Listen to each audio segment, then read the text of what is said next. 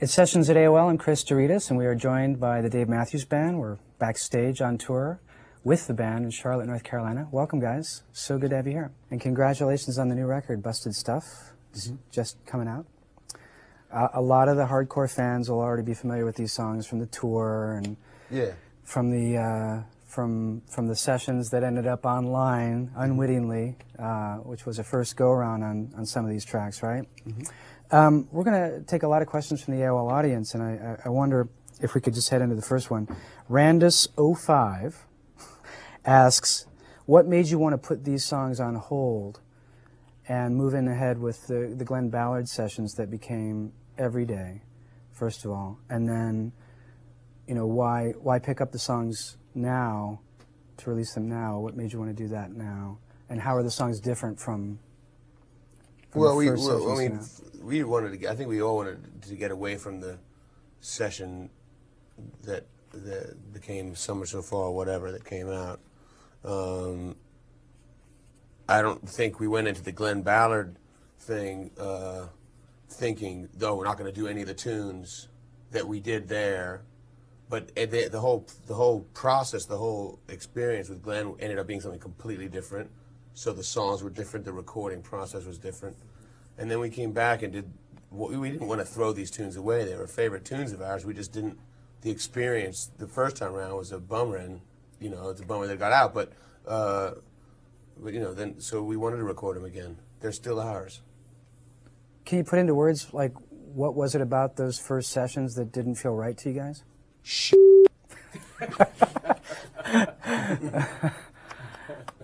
Something like that, wasn't it? I don't know, it can't be more eloquent. Dark. I think we just spent so much time on it that after a while we just kind of lost sight of the songs. You know, it was like 1 month went by, 2 months, 3 months, 5 months, almost going into 6 months, and we were just like not finishing the stuff. You know, so we just said, let's just put a rest to it. You know, because we're just sort of going around in circles. You know, so we decided just to go on tour. You know, play these songs out some, and eventually come back to them. You know, which we did here with Busted Stuff. But I think one of the things we did, we just spent way too much time on it, and just sort of burn ourselves out on these songs. You know. Would you say that working with Glenn Ballard then helped you guys jump the track a little and reinvigorate you guys to get you to another level? I think so, man. I think it taught us how to work in a short period of time, do a lot of work in a very short period of time, which I think is probably the way we work best. You know? You know. That you can do things like that, and you know, it was almost like getting caught. Working with Glenn was like getting sort of, you know, grabbing hold of a train and not realizing how fast it was going. Like, whoa! And then come to the end of it, and it's like, wow, we're done already, kind of feeling. But it was a great experience, you know, overall. Love that record. It was real different for us, but I think it also opened our eyes, because we'd only worked with Steve Lillywhite before that. We'd never worked with anyone else, and then like, oh, there's different, and it was so different with Glenn that I think it made us think, well, you know, if that was fine, let's work with someone else now. I don't, you know, kind of open up the future for all kinds of things. So, coming out of that experience with Glenn, then I would imagine, then coming back to those songs that you had that you had put on hold, coming back to rework those songs, produce them again, go track them again, and in some cases even restructure some of the songs, right? And you took something back from having worked with Glenn Ballard that we can hear in the new approach to these songs. Yeah, I think, for me, I don't think that we really stopped we stopped that session, but we didn't want that session anymore. So that's like out. But the songs never stopped. The songs carried on. We carried on playing them. We never recorded them in a way that we wanted them out there ever. So it's not like we did it once and we didn't really like it, and so we did it again. We never finished it. The words weren't finished. The structures weren't finished. It was just so that this was sort of this is the first time we put them on record. Yeah, there was a different energy in the session, and we didn't want that energy with us.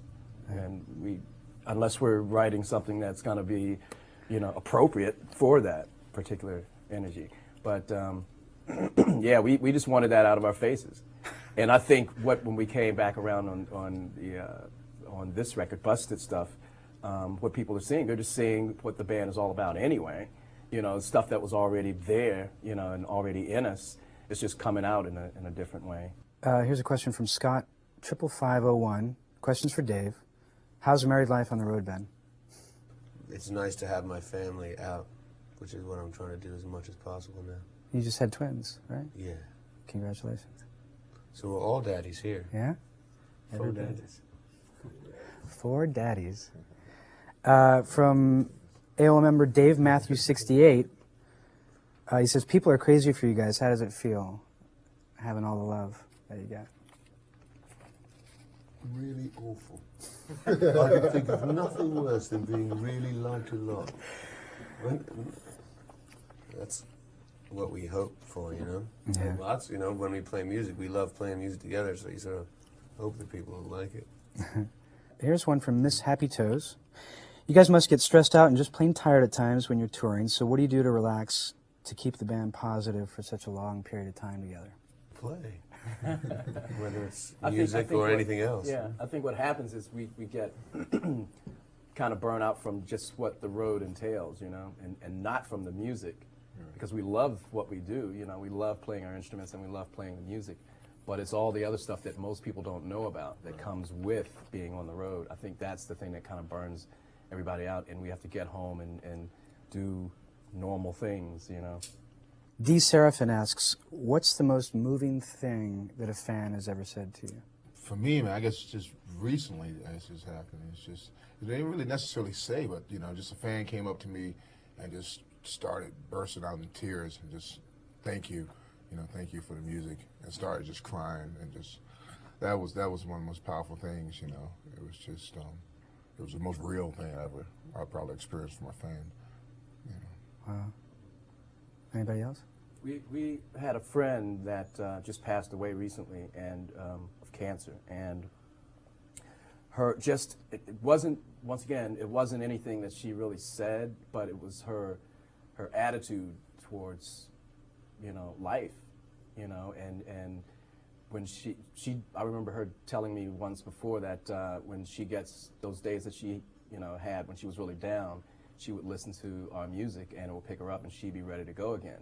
So those are the kinds of things, once again, it's not so much of what people say, it's what they do a lot of times that's the most incredible things, and the things that want us, keep us coming back and trying to keep people happy, make people happy, more people happy.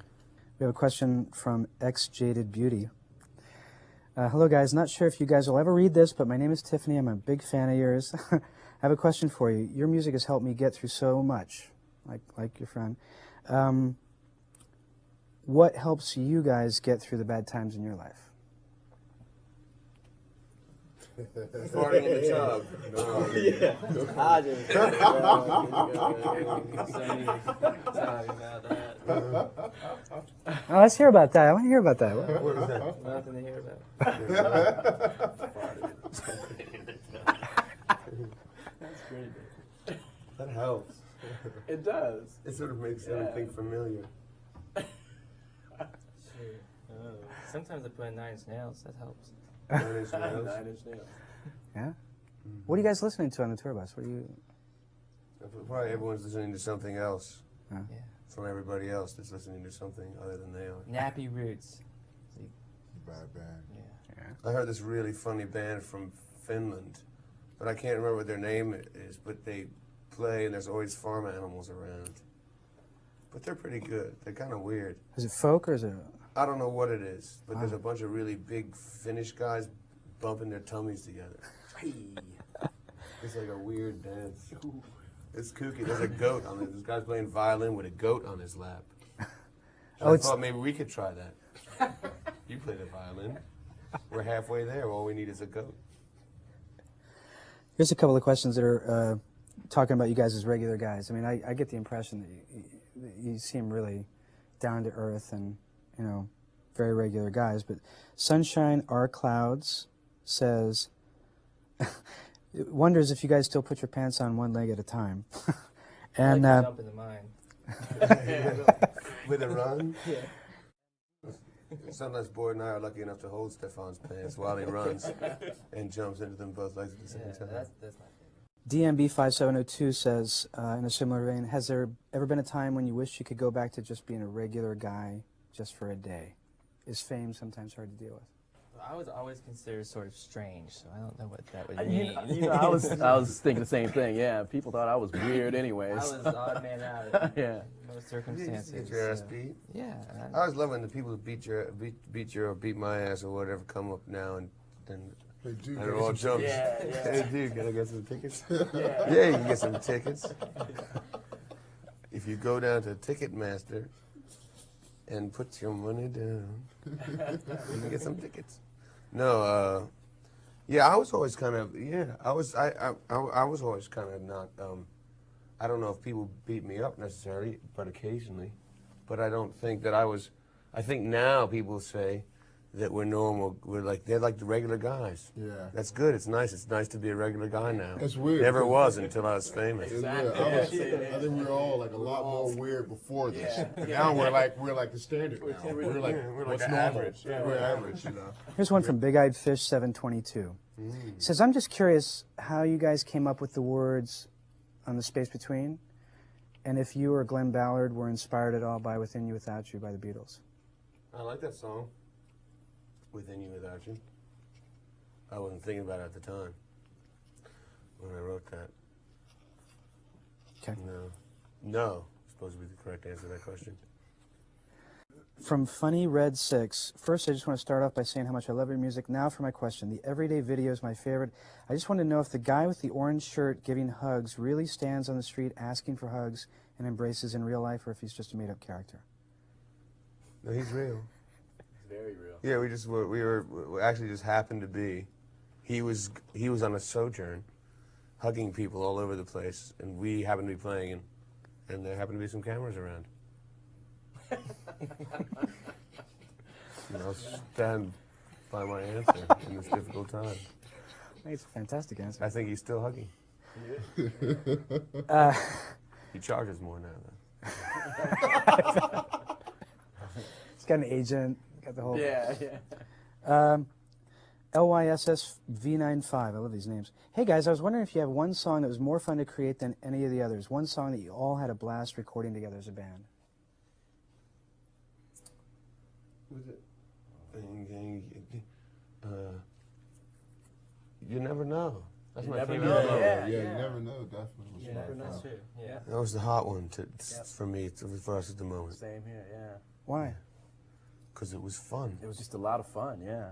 Just I think in the studio we got the take that we were going to use for the for the recording at about 40, after doing it about 40 times, and then I think we played it 100 more times in the studio, even though we'd already got it.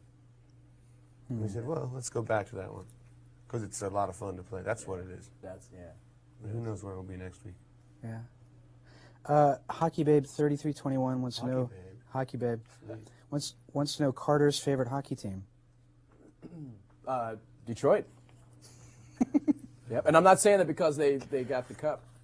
Yeah. They've pretty much always, and I'm not a big hockey fan, but I mean I've always dug the Detroit Red Wings. Keo 2000, Kelly and Lori want to know what's the most gratifying part of all of this for you guys. Getting up on stage, Yeah. playing music for as many people as you can play music for. That's really the only reason we're here. That's the only reason. That's yeah. really the only reason we're here. Yeah, if it stops being fun, I hope that we are smart enough. I think we're smart enough that we'll all just go, let's go do something else. He'll fly us to wherever we're going. That's what's going to happen. Thank you guys. Thank you so much for joining us. Thank you. It's good to have you here, and best of luck with Busted Stuff. I think it's best yet. Thanks, man. It's Sessions at AOL and Chris Doritas, Dave Matthews Band.